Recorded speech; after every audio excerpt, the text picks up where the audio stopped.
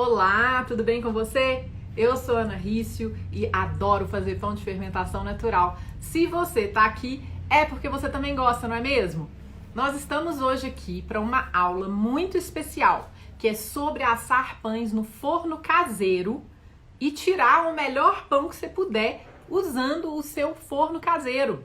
E a gente ainda vai bater um papo com o padeiro e empresário americano Jim Challenger, e ele é o criador da panela mais legal do mundo para fazer pão rústico. É isso aí.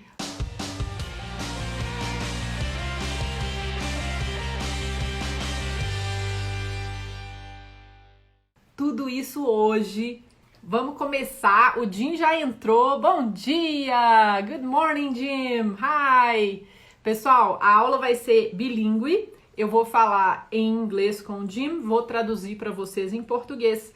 A aula de hoje vai ser sobre como assar o seu pão de fermentação natural ou não de fermentação natural no seu forno caseiro, tá? Com sucesso. Por que eu falo com sucesso? Porque fornos caseiros são uns diferentes dos outros, alguns são regulados, outros são desregulados. Então eu vou explicar para você tudo que você tem que observar no seu forno e tudo que é necessário para que você possa ter sucesso, né, no seu pão em casa, quando você faz seu pão em casa, combinado? Como eu falei, para você assar o seu pão com sucesso, o seu forno precisa estar regulado, né? Não adianta você ter um forno que tá numa temperatura, depois muda de temperatura, oscila, tá? É importante o seu forno ter uma temperatura equilibrada, combinado? E outra coisa, a temperatura vai mudar para pães de massa pobre, ou seja, pães rústicos que levam água, farinha e sal, a temperatura precisa ser mais alta. E para pães de massa rica, que leva gordura, que leva açúcar, a temperatura precisa ser um pouco mais baixa, tá? Normalmente, para você fazer pães rústicos de massa pobre, a temperatura é por volta de 210 a 240 graus, dependendo do forno. E para você fazer pães de massa mais rica, a temperatura é um pouco mais baixa, 190 até 200 ou 210, dependendo do forno. Então, a temperatura vai variar. A temperatura varia dependendo do tipo de pão que você faz, certo?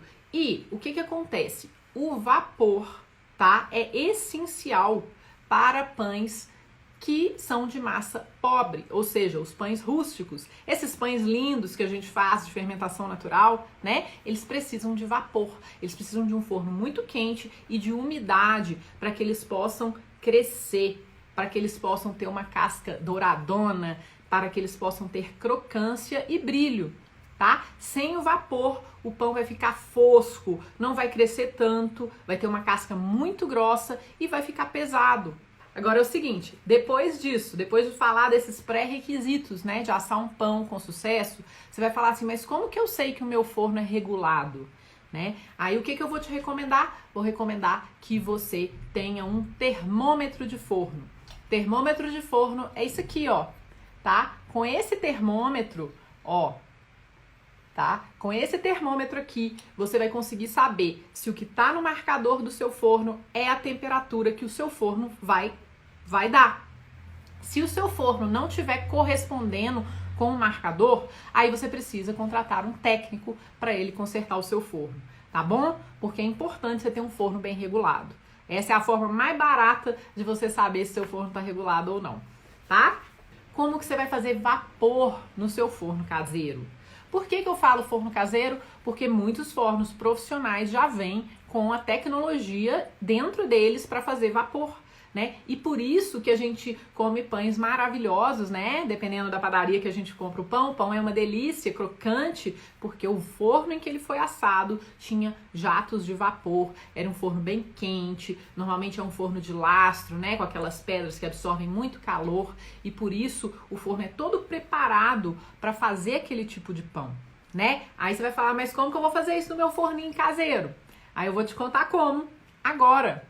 Mas vamos lá, olha só, algumas coisas que você pode fazer para fazer o seu forno ter vapor e assar um pão com qualidade são, primeiro, uma solução rápida, que é ok, que não é assim a melhor solução, mas é um improviso que já vai ajudar, é você pegar um tabuleiro, colocar ele embaixo de onde você está assando o seu pão, da forma do pão ou do tabuleiro que você está assando o pão. Então, você vai colocar ele no andar de baixo, na grade de baixo, tá? Você vai deixar ele esquentar muito. E aí, um pouco antes de você colocar pão, você já vai jogar uma água fervendo nesse tabuleiro, tá? E aí vai fechar a porta do forno, ele vai fazer um vapor, vai trazer uma umidade para dentro do seu forno. Aí você vai colocar o pão lá no forno para assar e vai jogar de novo mais um pouco de água fervente nesse tabuleiro de baixo, não no tabuleiro do forno, do pão, mas no tabuleiro de baixo. E aí ele vai ajudar a formar um vapor no seu forno, tá? Você pode fazer isso, ou você pode também pegar um potinho, colocar pedras, aquelas pedras vulcânicas que ficam bem quentes na hora que você coloca no forno, e você joga a água ali dentro daquele potinho, que também vai fazer vapor, tá? E aí na hora que você colocar o seu pão para assar, a forma do pão ou o pão para assar, você já vai ter o vapor lá dentro do forno acontecendo nos primeiros minutos, tá bom? Então essa é uma forma ok. Por que eu falo ok? Porque o forno ainda, você não está regulando a temperatura do forno, você está apenas colocando vapor no forno, tá? Mas aí, por exemplo, melhor para ajudar a esquentar mais o forno, para você ter um forno mais quente, para conseguir levantar um pão, né? Um pão rústico, pesadão, de farinha e água, né? O que você vai fazer? O ideal é você ter uma pedra refratária, tá? Daquelas pedras que a gente usa para fazer pizza, ou uma pedra de uma placa de aço, aquelas placas bem pesadonas de aço inox. Essas placas pesadas ajudam bastante também, são ótimas, porque elas esquentam muito e elas mantêm o calor, como a pedra refratária. E aí você vai fazer o vapor da mesma forma, tá? Então, de um jeito ou de outro, você vai fazer vapor. Essa forma é melhor para você assar o seu pão, tá? Uma forma melhor ainda é você usar a pedra refratária ou a placa de aço, tá? Quentona, bem quente. E aí você vai tampar o seu pão, tá? Ou usando aqueles sacos de carne, né, de assar carne, você vai com cuidado, né, colocar o pão numa travessa, colocar o saco de carne sem encostar no seu pão, vai colocar em cima da pedra refratária ou daquela placa de aço bem quente, e aí você vai assar o seu pão ali. Quando você fizer isso, o seu pão vai, o saco, né, esse saco próprio para carne vai estufar e vai segurar o vapor lá dentro. Outra coisa que você pode fazer é pegar uma tampa bem grande e fina e tampar por cima dessa pedra ou dessa placa de aço para segurar o vapor lá dentro nos primeiros minutos, tá? Essa é uma solução melhor ainda, tá? E aí, a solução ideal para você simular um forno profissional no seu forno caseiro com facilidade, sem ficar querendo fazer vapor no forno e às vezes não conseguindo equilibrar a temperatura do seu forno, né? Para você simular um forno profissional com uma temperatura bem quente e equilibrada e com vapor, o ideal é você usar uma panela. É isso mesmo. A panela pode ser de vidro, pode ser de cerâmica, pode ser uma panela de metal esmaltada, fininha, pode ser aqueles fornos que a gente chama de Dutch oven, que é o forno holandês, né, que tem aquela marca francesa, né, de forno holandês, e pode ser uma panela de ferro, tá? A panela de ferro é a melhor, por quê? Porque ela veda bastante e ela segura muito calor. Então, você vai conseguir simular um resultado de forno profissional fazendo o seu pão rústico na panela, preferencialmente uma panela de ferro, tá? Bem vedada e bem quente, tá? Vamos lá. Quais são as vantagens da panela de ferro para assar o pão, né? Primeiro, ela vai equilibrar a temperatura do seu forno. Então, mesmo que você tenha um forno fraquinho, um forno que não tem a temperatura regulada, que um lugar tá mais frio que o outro, que tem muito forno que é assim, né? Tem um cantinho mais frio, o outro mais quente.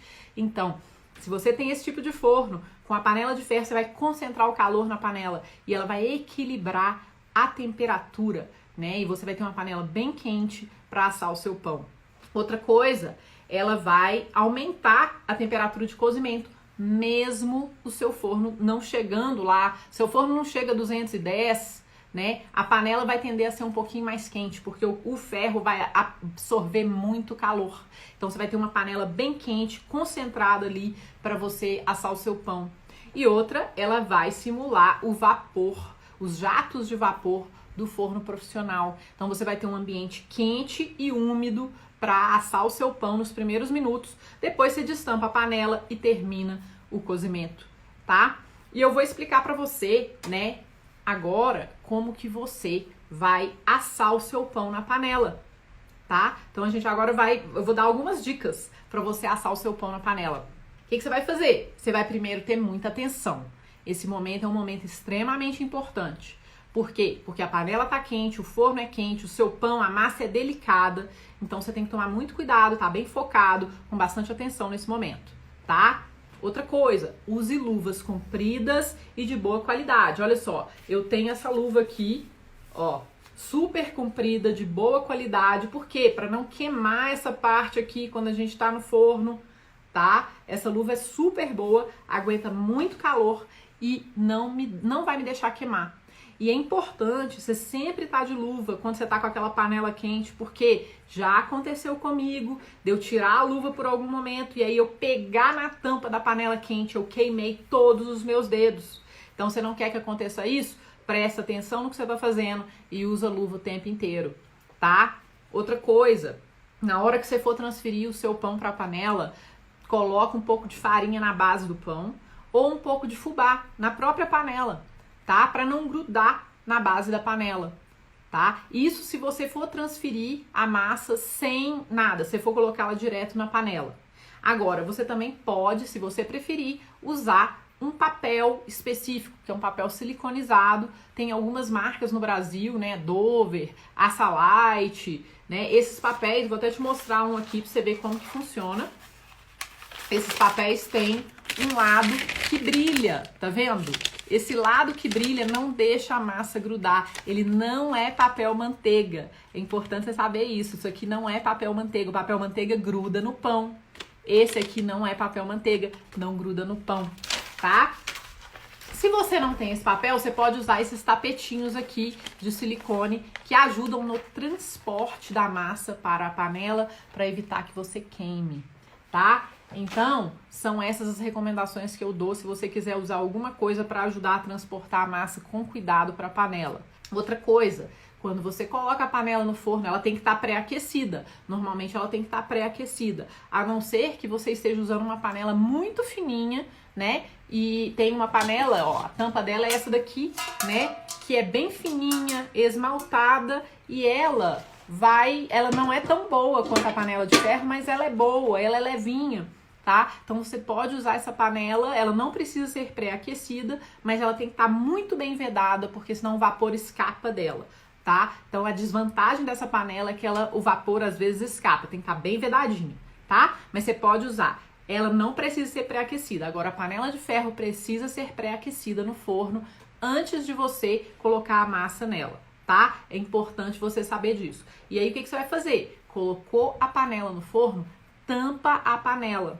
E aí você vai deixar ela tampada entre 15 e 20 minutos para o vapor ficar bem concentrado, para o pão ter o salto de forno crescer, né? E aí depois desses 15 a 20 minutos você tira a tampa da panela e aí você vai deixar o resto do tempo de cozimento, né? A panela destampada para o pão pegar cor, crocância, né? E terminar de assar, tá? Para a casca ficar sequinha e bem crocante e douradona, tá bom?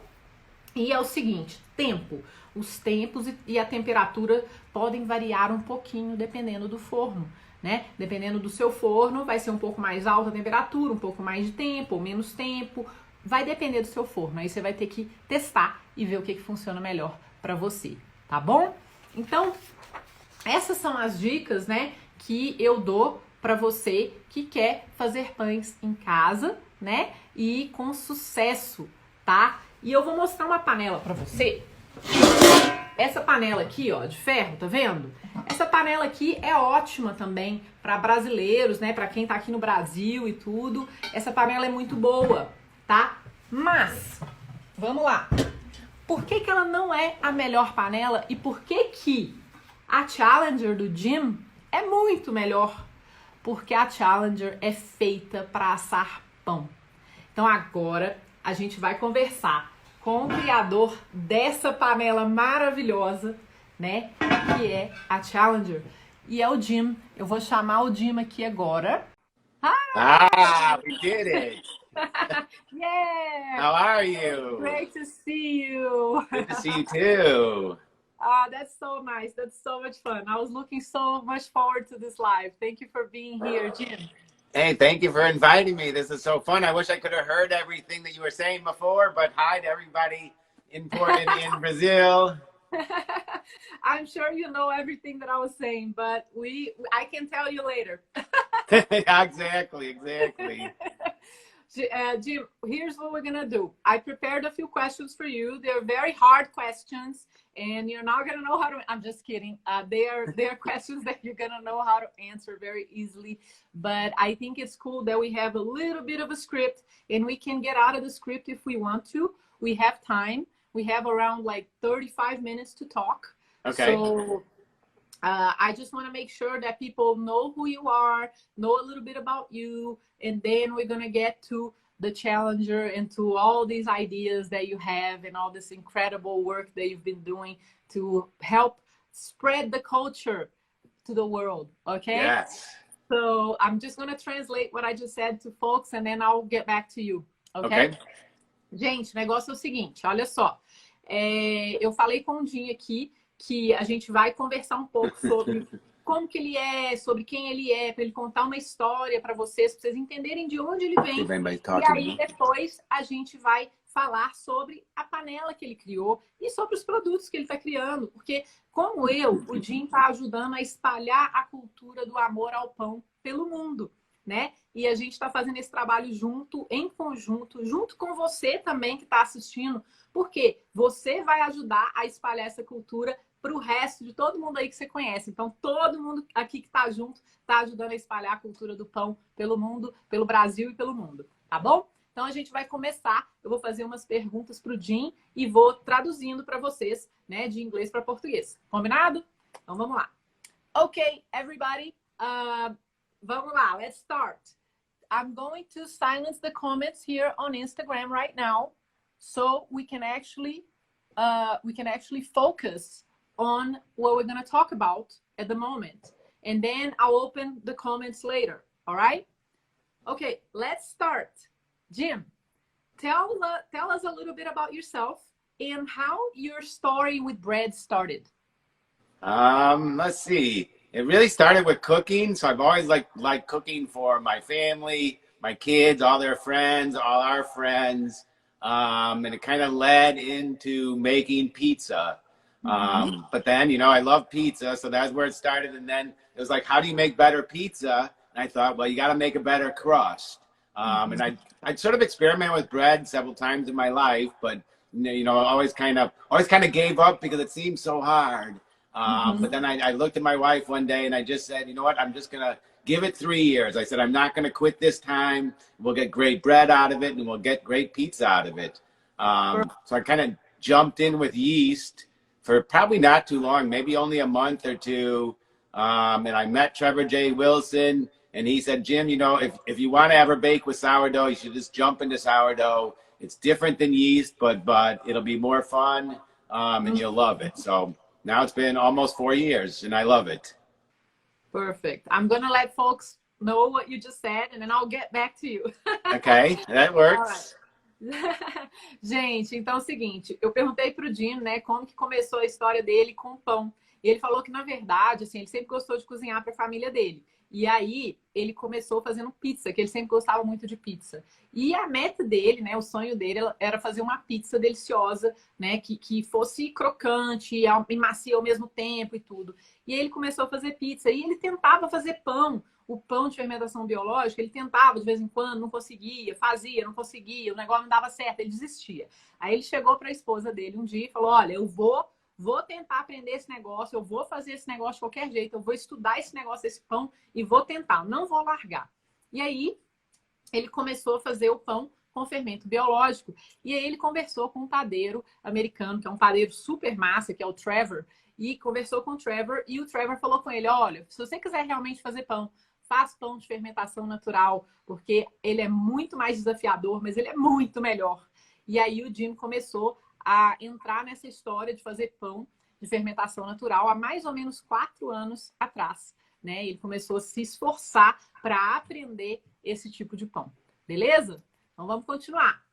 All right, let's continue. All right. So you started 4 years ago, and how did the idea of the Challenger come up? It's probably after about a year of baking. I just, I'd Googled a million times trying to find a pan for baking. I tried the little tiny Lodge pan, and it's just, you only can make little tiny loaves. Yeah. And then I think I graduated to a really deep Dutch oven. And, then I'm always trying to make sure I don't burn myself. Or, you got to lower it down with a piece of parchment paper. Yeah. So then I moved to what I made pizza on, which was a baking stone and then a baking steel. But then in there, you have to then try to figure out how to get steam into your oven, and Home's ovens are really designed to vent steam. And so I broke my oven twice. So the second time, the guy said, Jim, if you keep doing this, we're gonna have to replace the whole inside of your oven. And sometime right around then, tell me if I'm talking too much since you're gonna translate. No, I'm writing it down. I'm writing it down. Okay. So, yeah. So right around then, I met a woman on Instagram. She's at House Copper, and she made copper cookware out of her garage. She's really a cool craftsman named Sarah Dahman. So I started talking to her about cooking and her cookware, and I noticed on her website she had made a cast iron skillet. So we started messaging back and forth, and how did you make the skillet? I said, I have this idea for a much bigger pan for baking bread. So she really taught me all about cast iron. She hooked me up with her product designer and the foundry that made her pans. And I was kind of off to the races, but I was never thinking it'd be a business. I was making some for me, and I was going to give some to some of my friends and sell enough to make my money back. So I made 10 of a prototype, not the Challenger the way it is today. And everybody on Instagram just loved it. The bakers that had it started posting about it. And I had like 50 emails and 100 emails, and it was like 300 or 400 or 500 emails. And I looked at my wife, Lisa, one day, and I said, we got to be a business. We thought we just sell pans out of our kitchen. And everybody had the same frustration as me. Everything that you bake in today is a hack. It wasn't designed for bread. And I just didn't really, I know I wanted it, and I just didn't understand that everybody else wanted it too. So it's been about 2 years now. It's been a fun and a long and a hard journey, but it's been awesome. That's so cool. I love it. I'm gonna tell folks about it. Okay. Ok, gente, então eu perguntei pro Jim, né, de onde surgiu a ideia da Challenger, que é a panela que ele criou especialmente para fazer pão. E aí, olha só, ele contou a história. O que acontece?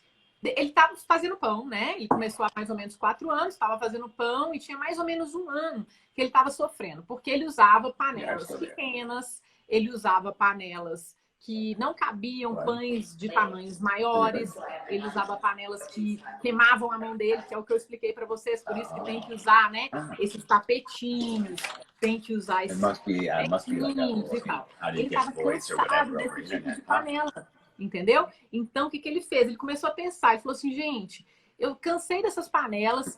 Ele queria também uma panela que ele conseguisse assar as pizzas dele, né? Uma panela mais rasa para assar pizza. Ele também queria conseguir fazer vapor adequado para fazer os pães, porque essas panelas que ele tinha não faziam vapor adequado. E é o que acontece, é por isso que eu estou falando com vocês. É super importante que elas vedem bem, porque se elas não vedarem bem, não faz vapor direito, né? Então ele tinha todos esses problemas, todas essas preocupações.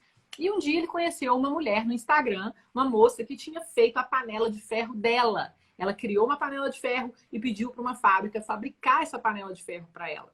E aí ele descobriu isso com essa moça, eles começaram a conversar, a trocar ideia, e ela mostrou para ele, né, como que ele poderia fazer a própria panela, né, com o design dele.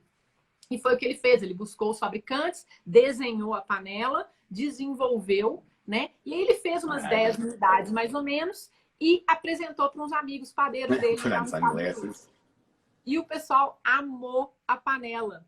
E aí ele mostrou no Instagram, os amigos padeiros mostraram no Instagram, os americanos, né, que receberam a panela de presente dele.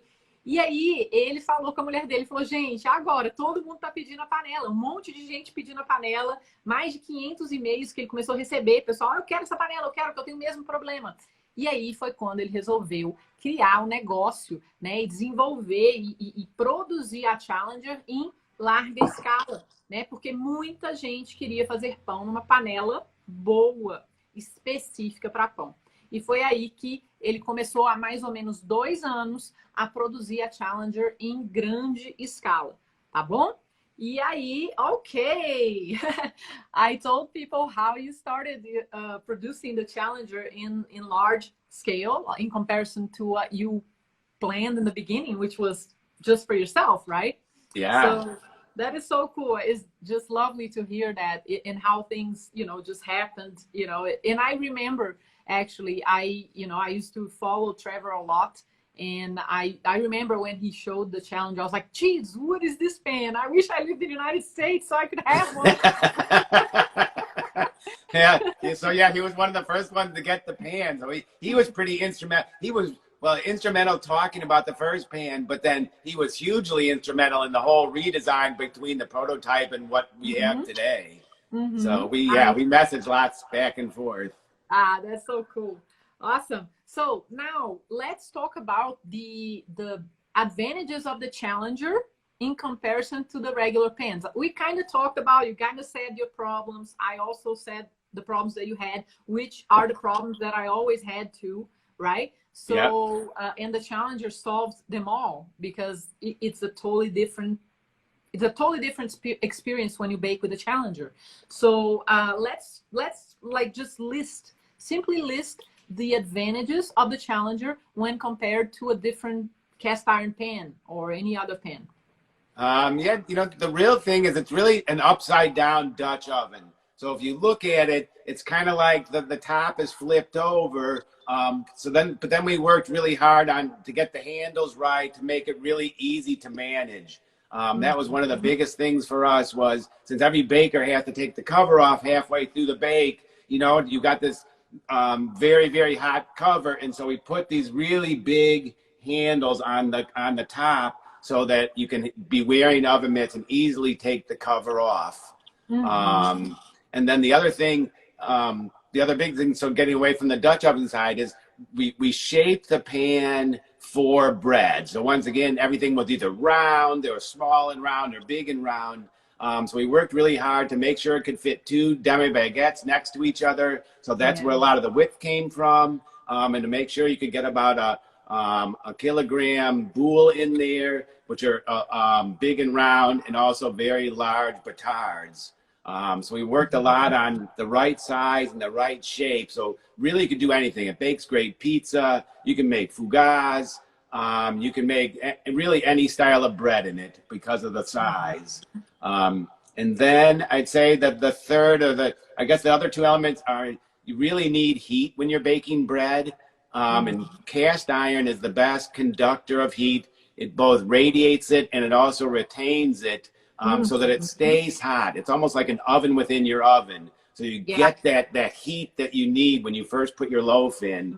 And then we created this perfect seal between the bottom and the top, so that as the bread emits water, the water turns to steam. And then that's what gives your bread the steam that it needs to really rise to its fullest and give you that beautiful crust that we always want every time we open the oven. Perfect, exactly. Perfect. É isso aí, gente. Olha só, eu perguntei pro Jim, né, quais são as vantagens da Challenger, eu vou até mostrar para você. Enquanto eu estiver falando, eu vou mostrar a panela para você. Quais são as vantagens da Challenger em comparação às panelas comuns, né, as panelas de ferro comuns que a gente encontra por aí? A primeira vantagem, né, que ele tem é o seguinte: a Challenger é como se fosse uma panela de ferro comum de cabeça para baixo. Ou seja, a tampa da panela, na verdade, é a base da Challenger, né? E eu vou mostrar para você. Olha aqui, ó. Essa é a base da Challenger. Olha que legal, tá vendo? Ela é a base, tá? E essa base aqui, ela tem um diferencial do tamanho. Olha o tamanho que ela tem. Tá vendo? o tamanho dessa panela é um tamanho muito maior do que uma panelinha de ferro redonda. Ela cabe 2 demi-baguettes, né? Ela cabe um pão redondo de mais ou menos 1 quilo. Cabe os batards, que são pães ovais bem grandes também. A altura dessa panela é muito grande. Olha a altura da tampa dela. A altura é grande. Ela dá para fazer pizza, dá para fazer focaccia, dá para fazer fougasse, dá para fazer todo tipo de pão que você quiser, tá? E além de tudo, o design dela é muito interessante, porque olha só, quando a gente vai tirar a panela do forno e ela tá quente, a gente pode pegá-la por aqui por cima, por essas alças aqui, para a gente não ter que pegar pela alça da lateral e queimar a mão, por exemplo. Então, assim, ela é bem fácil de usar e muito mais segura do que uma panela de ferro, que é difícil de manusear, porque ela foi feita exatamente para fazer pão, né? Então, além disso, a vedação dessa panela é incrível. O vapor é todo segurado dentro da panela. Por quê? Porque a forma que ele criou aqui, ó, a vedação dela é um selo muito alto que não deixa o vapor escapar, né? Então, assim, a Challenger tem essa vantagem também. E a outra vantagem é ela ser de ferro, retém o calor, irradia calor. Então, ele falou como se fosse um forno dentro do seu forno, né? Ela vai reter muito calor e vai manter aquele... Mesmo o seu forno não sendo tão quente, ela vai ficar muito quente. E ela vai ajudar o seu pão, então, a ter um salto maravilhoso de forno. Tá bom? Então, essas são as vantagens da Challenger. Tá? Agora, vamos lá. Vamos lá. Ok. I guess I showed all the advantages. Yeah, you did better than me. I had the pan sitting right here, but I should have used it as a demo, and I didn't. I learned from you. You have to show. You have to show. Let's show us holding the pan together. Yeah, there we go. Here, turn it around. It's the best pan. It's the best. Então, gente, aí essas são as vantagens, né, da Challenger. E eu até falei com... Ele até falou os pães que podem ser assados. Era uma próxima pergunta. I was saying to folks that one of my next questions for you would be what kind of breads we can bake in the Challenger. And you already said that. But is there any other bread that you want to add? I said also a focaccia. We can bake focaccias. As well in the Challenger. Is there any other thing that we can bake? That's funny. I said to my wife, oh, I forgot to say focaccia. So yeah, you can make killer focaccia. And the other thing about it, it's really just not for bread. It's not a one thing pan. So I roast chicken in it. We make bacon and eggs in it. So we use it all the time. You can turn the cover over. So also when we design the handles, we want to make sure that if you turn the cover over, it would sit flat. So you can actually just use it as a 4-quart Dutch oven in your oven, making a stew or braising some meat. That's so cool. Então, eu até conversei aqui com o Jim, né, perguntando para ele se tinha mais alguma coisa que a gente podia fazer, né, na Challenger. E ele falou uma coisa muito curiosa, né, pelo fato da gente poder virar a panela assim, ó. E essas alças da panela, tá vendo? Fazem com que a panela retinha. Quando ela é colocada, ela é plana. Então, ela fica retinha no forno. Você pode usar essa panela para fazer carne também, frango, né? Você pode usar como se fosse uma panela comum, porque ela fica retinha, plana, na hora de ser colocada, virada ao contrário, né? E, além de tudo, você pode fazer frango, você pode fazer carne. Ele falou que faz, sabe o quê? Ele faz ovo e bacon na panela dele, na Challenger dele, né? Então, assim, é uma panela super versátil. Ela é feita, pensada para fazer pão, mas ela é muito inteligente, tão inteligente que dá para você fazer qualquer outra coisa que você faz nas outras panelas também nela, né? Então, em vez de você usar uma panela francesa para tentar fazer um pão, você vai usar a panela de pão para fazer tudo que a panela francesa faz, mas você vai fazer pães muito melhores na Challenger. I was saying to folks that it's very interesting because the Challenger is stocked for bread, and therefore you can make excellent bread on it, and you can make everything else you could make in a Dutch oven in the Challenger. So it's actually a smarter pan than a Dutch oven. Yeah, absolutely. And the bottom is really a skillet. So it's just like having an additional cast iron skillet in your house. It's got a really nice shape. Like we can make a lot of bacon and eggs and things in the morning, French toast. It's Yeah. amazing. Yeah. E na base, né, o que a gente está falando aqui, na base, que ele falou que ele faz ovo com bacon, você pode fazer um filé, né, uma carne maravilhosa, só usando a base, como se ela fosse uma frigideira. Olha, that's the base. Então, você pode usar como se ela fosse uma frigideira maravilhosa, né? Então, você coloca em cima do fogão e faz um monte de coisa nessa base, né? Essa panela é bem inteligente, é muito legal. This is super cool, very smart pan. I think the Challenger is a super smart pan. So I have a lot of people that ask me here in Brazil, how do I buy the Challenger? And I'm like, well, go on their website. But I would like you to say to folks in Brazil how they can buy the Challenger. So yes, right now it's available just on the website, and we'll ship it to you via DHL, which is a really fast shipper, so it gets to you quickly. And I'm talking to, I guess, just one, maybe two people in Brazil. So I'm looking for a company in Brazil to really represent our pans. It'll be a lot more inexpensive to everybody in Brazil if we can, ship pans on a pallet via boat. It reduces the customs duties, and it'll reduce shipping costs. So I'm just trying to find the right, baking partner that then could make the pans available locally and cheaper for everybody there. But right now, like I said, DHL is there. We pay for some of the shipping costs ourselves because it's a big, heavy pan. So we're trying to, make it more convenient and less expensive for people by reducing the shipping charges to get to you in Brazil. Mm-hmm. And do you have any information on the customs fee? Or is it? I mean, how much customs fee is? I don't. I think you can call your local DHL office. That's what we would have to do. So it's Okay. sort of like DHL as a company can't give you those numbers. Yes. But if you call your local DHL office and tell them it's a 10 kilogram, maybe a little over 10 kilogram box, and you can tell them it's cast iron kitchen cookware. And they will be able to tell you exactly what the customs duties would be. Okay, perfect. I'm gonna let folks know. Okay. Gente, então é o seguinte, quem quer comprar sua panela, né, pode comprar pelo site do Jim, é o challengerbreadware.com, né? Depois você vai seguir o Jim Shaw, pelo amor de Deus, você vai seguir o Jim e você vai também seguir, eu vou colocar, né, Hey Jim, I'm going to ask you to write the website here on Instagram for folks on the comment.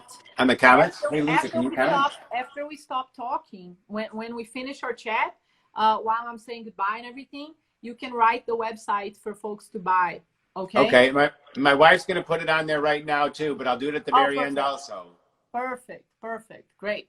Então, pessoal, pedi para o Jim colocar, né, o endereço. Depois que a gente terminar aqui a aula, antes de eu despedir de vocês, eles vão colocar o endereço do site onde vocês podem encontrar a Challenger e outras coisas. E para você saber quanto que você vai pagar de imposto ou quanto você vai pagar de envio, tem uma coisa. O Jim está dando um desconto para a galera do Brasil para reduzir um pouco a taxa de envio, né, para viabilizar. E a questão de impostos, entre em contato com a DHL, que é a empresa pela qual o Jim envia, né, as panelas, e aí a DHL vai falar para você mais ou menos a quantidade de imposto que você vai pagar nessa panela. É 10 quilos que a caixa pesa, tá? E é uma panela de ferro, tá? Então, basicamente, você vai dar essa descrição, vai falar assim, ó, é uma panela de ferro, pesa 10 quilos, e quanto de imposto seria para eu trazer uma panela dessa, né, enviada por DHL dos Estados Unidos. E aí a DHL vai poder dar essa informação para você, tá bom? Perfect. Now, a few questions, a couple more questions. That's good. I'm having such a good time talking to you. And I got to show you, look at what I'm wearing. Yeah! Sim, eu tô usando o avental que o Jim me deu. Tá vendo que lindo? Thank you. That looks so good. I got a Challenger breadware on too. And look at this. Isso aqui é a espátula que o Jim também faz, galera. Olha lá, ó.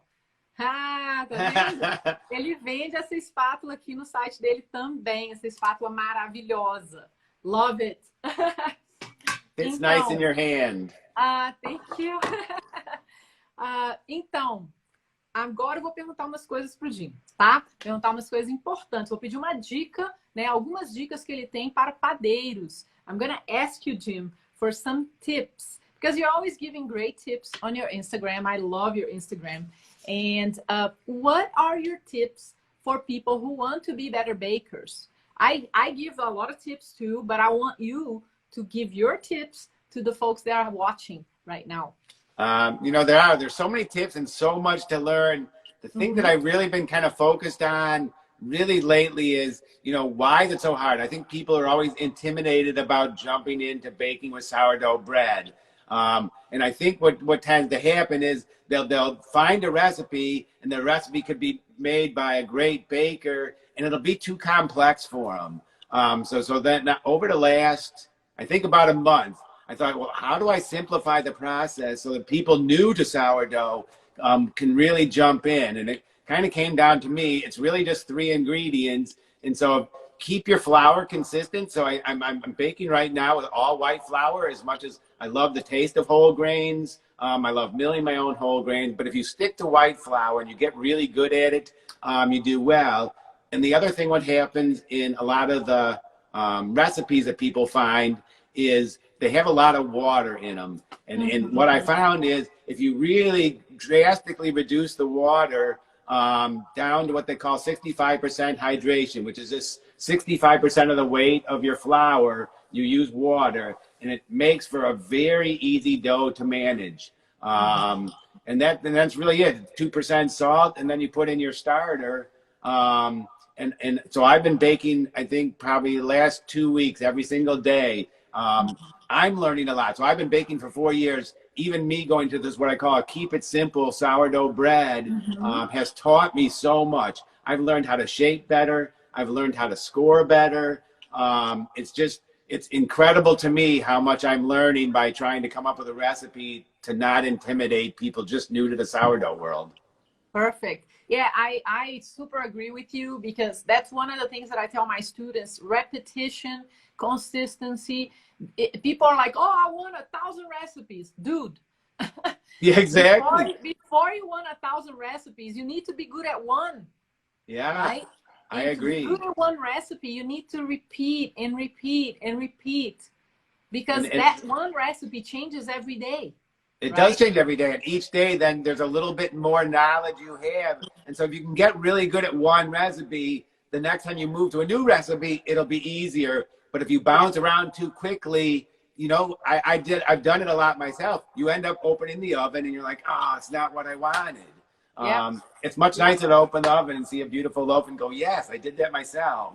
Yeah, exactly. No, I love it, because we think alike in a lot of respects, which this is one of them. I actually was very happy. I am very happy to see your posts every day. I'm like, wow, I think that too. That resonates with me, because when we learn, it's not what I tell people. Baking a good bread, like to open the pan and see, right? It takes work. It takes repetition. Yep. It's not magical. Right? Exactly. It's not it's magical, the feeling, but this is science. We also have to use our intuition. In order to be able to use our intuition, we have to have knowledge, right? Yep, and that comes with practice. Yeah, perfect. I'm gonna tell folks. Então, olha só, perguntei pro Jim, né, algumas dicas importantes que ele pode dar para as pessoas que estão querendo aprender a fazer pão, né? E o que ele falou? Ele falou que muita gente fala, olha, fazer pão de fermentação natural é muito difícil. Por que é muito difícil? E aí ele falou, olha que lindo, beautiful. E por que é muito difícil? Por quê? Porque as pessoas tendem a buscar receitas na internet e ficarem cada hora fazendo uma receita diferente. Cada hora fazendo uma receita diferente. E ele fala o seguinte, que o que ele recomenda? Usar sempre a mesma farinha. Quem escuta as minhas lives, quem está aqui, me acompanha, já sabe que eu falo a mesma coisa. Busque usar as mesmas farinhas, use a mesma fórmula, diminua a quantidade de água, né? E pratique muito. Ele falou que tem mais ou menos um mês que ele está repetindo a mesma receita praticamente todos os dias. Tem 2 semanas que ele está fazendo pão todo dia, a mesma receita, né? Então, não é o número de receitas que vai te fazer um bom padeiro, mas é a repetição de uma boa receita com um bom método que vai te ajudar a ter o conhecimento e aquele feeling, aquela intuição que você precisa para você cada vez melhorar um pouquinho mais o seu pão, né? É um processo evolutivo, né? Aprender a fazer pão é um processo evolutivo que exige conhecimento e prática, muita prática e muita repetição, tá? Então, o Jim quis falar isso também para vocês.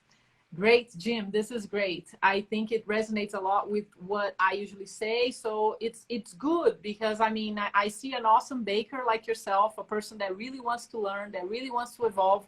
And it makes me happy and proud that we kind of think alike as well. Yeah. And I know we do because we talk about it in direct messages on Instagram. It's, you know, how do you teach people? Everybody wants to learn. We all want to learn. In 20 years, there'll still be more to learn. So you just got to find a good path and just got to, you know, pour your love into it and just enjoy every step. And you end up with a beautiful loaf of bread.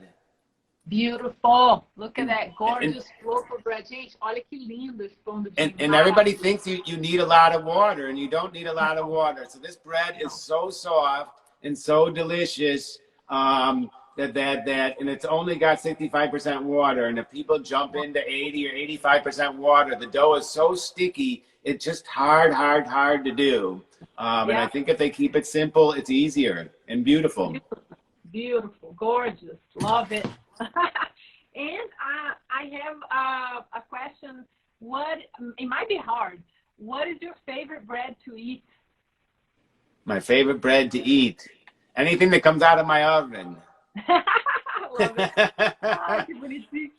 So I eat bread for breakfast and lunch. I eat it as a snack. We have it for dinner. Love it.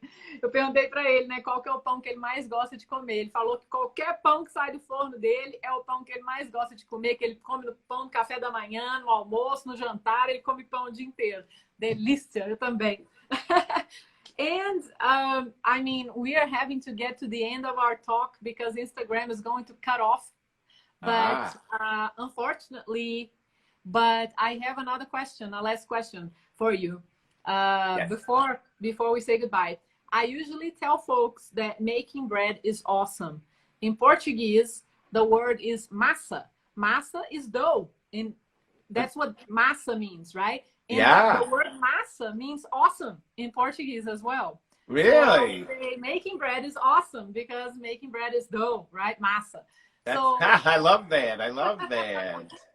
So why is making bread massa for you? God, it's just, you know, it's a little bit art, it's a little bit science. I find it just challenging to learn all the little bits and pieces. Like, you know, it's easy to make a decent or good loaf of bread, but if you want to make a great loaf of bread, then, you know, you just keep at it, and there's always more to learn. I've never in my life had a better hobby. It just every day I want to wake up and bake bread and make more bread. Perfect. Love it. It's awesome. It's awesome. Making bread is awesome. Exactly. Então, gente, eu perguntei para ele, né, por que fazer pão é massa para ele. E ele falou que porque fazer pão é um pouco coração e um pouco ciência, né? É amor e conhecimento. É muito desafiador no bom sentido. Ele falou que ele nunca teve um hobby tão legal na vida dele. Olha a casa dele, que linda. Ele nunca teve um hobby tão legal na vida dele e que ensinasse tanto para ele, né? Então, ele gasta muito tempo dele fazendo pão porque ele ama e por isso que para ele fazer pão é massa. Look at those loaves, Jesus! I'm trying to get a good look over there. And I've got flour and water. As soon as we get off the phone, I'll be making more. So we got that back there too. Nice. What a beautiful space you have. Love it. Oh, thank you. I hope that one day I can go there. Yeah, come visit. Our door's always open. Well, once they let us get out of our house, our door is always open. I know. Jim, it was so great to talk to you. I had so much fun. I was looking forward to it, and for sure it did not disappoint. Thank you so Anna. Much. This was so fun. Wait, are you Anna or Anna? I say Anna, but you can You just call say, me Anna. I mean, everybody calls me Anna in the United States, and here everybody calls me Anna. So whatever, whatever, fine by me. okay, well, we'll call you. We have a friend named Anna, and I said to my wife before we got on, I go, wait, I've always said Anna. I said, I bet you're actually Anna, so I'll remember Anna. Thank That's so you. funny. No, but you know, my husband, he calls me Anna. He's American, right? So he calls me Anna. Oh, yeah. I guess that's the American pronunciation of Anna. So it's all good. It's all the All same. right, that's Thank you so good. Well, so much. nice to meet you. Better than just messaging back and forth. So this was awesome. I hope to have you here soon. Yeah. We'd love to come down and visit. We've been there once. So whenever you come to Brazil, let me know. I will. And I will. Thank you. Let's chat more. Let's have some more lives together and teach folks, because I think us spreading the culture, I think is a good. It's our responsibility, really. I think we can all have something that we can choose to do, and if we can choose to spread positivity to the world, especially right now, it's a great thing. And each one of us doing a little bit, it's already enough, right?